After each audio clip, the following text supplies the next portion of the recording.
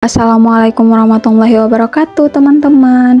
Ketemu lagi dengan saya Nadra Ayu Utami, perwakilan dari kelompok 3 yang beranggota 4 orang. Yang pertama, Dea Putri Ananda dengan NIM 210105014. Yang kedua, Miranti Rizkia Ningrum dengan NIM 210105045. Yang ketiga, Nadra Ayu Utami dengan NIM 210105049, dan yang terakhir Safitri dengan NIM 210105069. Kali ini kelompok kami akan membahas tentang bioteknologi modern, yaitu cloning wortel dari sel tunggal wortel. Jadi disimak baik-baik ya. Apakah teman-teman tahu apa itu cloning? Cloning merupakan kata yang berasal dari bahasa Inggris, yaitu cloning. Kata ini berasal dari kata clone dalam bahasa Inggris, yang pertama kali digunakan oleh Herbert J. Weber, dan juga diserap dari kata bahasa Yunani klon yang bermakna cabang atau ranting. Hal ini merujuk pada penggunaan pertama dalam bidang hortikultura sebagai bahan tanam dalam perbanyakan vegetatif.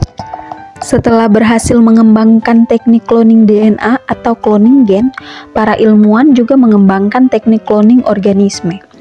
Dan pada kesempatan kali ini, kami akan menjelaskan tentang teknik cloning organisme tanaman wortel dari sel tunggal wortel. Cloning organisme adalah perbanyakan organisme atau multiseluler dari satu sel.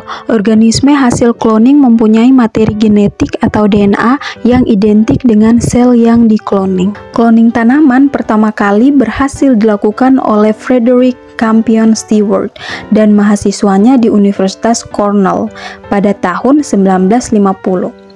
Frederick Campion Stewart berhasil menumbuhkan tanaman wortel dari satu sel wortel.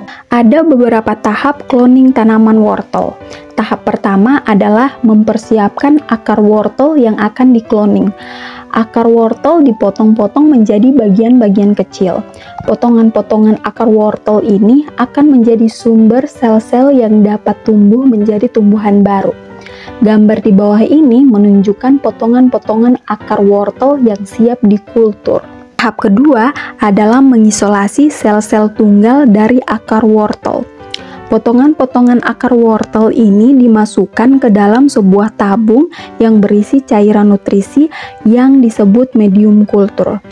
Medium kultur ini mengandung zat-zat yang diperlukan untuk pertumbuhan sel-sel tumbuhan, seperti gula, vitamin, hormon, dan mineral.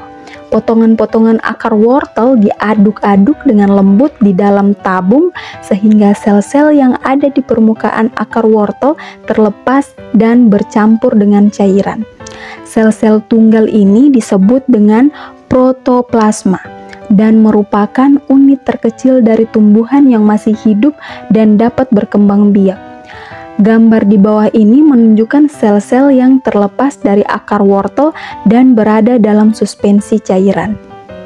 Tahap ketiga adalah membuat sel-sel tunggal menjadi embrio.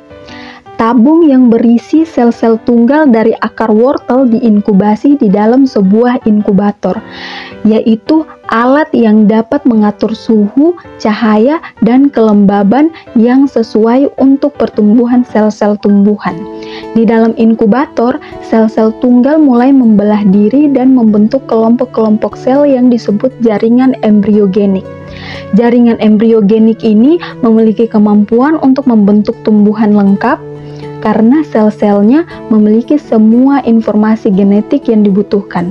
Gambar di bawah ini menunjukkan jaringan embriogenik yang terbentuk dari sel-sel tunggal yang dikultur. Tahap keempat adalah menumbuhkan embrio menjadi tumbuhan. Jaringan embriogenik yang telah terbentuk dipindahkan ke sebuah piring Petri yang berisi medium agar.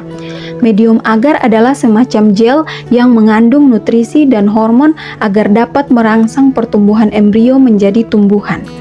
Piring Petri yang berisi jaringan embriogenik diletakkan di bawah lampu yang menyala terus-menerus agar embrio mendapatkan cahaya yang cukup untuk melakukan fotosintesis.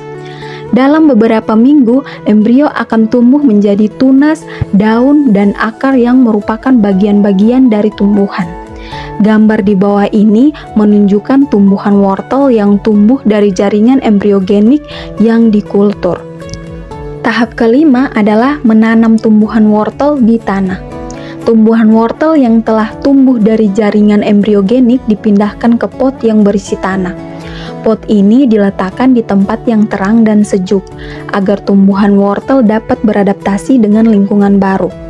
Tumbuhan wortel perlu disiram secara teratur dan diberi pupuk yang sesuai, agar dapat tumbuh dengan baik. Tumbuhan wortel yang dihasilkan dari cloning ini memiliki materi genetik atau DNA yang sama dengan sel tunggal yang dikloning, sehingga disebut sebagai klon. Gambar di bawah ini menunjukkan tumbuhan wortel yang ditanam di tanah setelah dikloning. Jadi teman-teman, hasil tersebut sekaligus memberi jawaban bahwa gen atau DNA pada sel-sel yang telah berdiferensiasi tidak mengalami perubahan. Hal tersebut dibuktikan dari tumbuhnya sel tunggal akar wortel menjadi tanaman wortel utuh. Kemampuan sel tunggal tersebut dinamakan dengan totipotensi. Totipotensi adalah kemampuan suatu sel yang telah berdiferensiasi membentuk suatu individu baru. Sebagai penutup, saya ingin mengutip sebuah kalimat dari Luther Burbank, seorang ahli botani dan penemu asal Amerika. Beliau berkata, "The secret of improved plant breeding apart from scientific knowledge is love." Artinya, rahasia dari peningkatan pemuliaan tanaman selain dari pengetahuan ilmiah adalah cinta. Dengan cloning tanaman wortel, kita dapat menunjukkan cinta kita kepada tanaman, lingkungan, dan sesama manusia. Terima kasih telah mendengarkan presentasi dari kami. Wassalamualaikum warahmatullahi wabarakatuh.